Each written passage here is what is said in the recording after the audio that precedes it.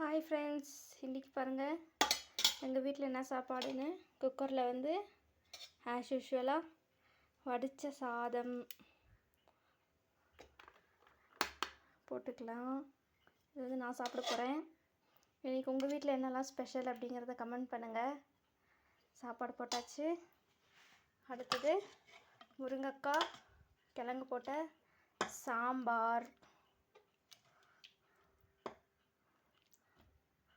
எங்கள் ஊட்டியை பொறுத்த வரைக்கும், ஊட்டி நீலகிரியை பொறுத்த வரைக்கும் மேக்ஸிமம் கிழங்கு போடாமல் நாங்கள் எந்த குழம்பும் செய்ய மாட்டோம். சிலர் வீட்டில் செய்வாங்கன்னு என்னன்னு தெரியல. ஆனால் மேக்ஸிமம் எங்கள் வீட்டிலலாம் கிழங்கு போடாமல் நாங்கள் செய்யவே, எந்த சாம்பாராக இருந்தாலும் கிழங்கு போட்டுருவோம்.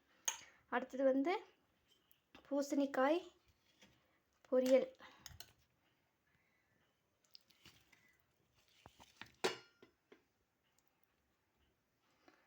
நீங்கள்லாம் சாப்பிட்டீங்களா? என்ன சாப்பிட்டீங்க அப்படிங்கிறத கமெண்ட் பண்ணுங்கள்.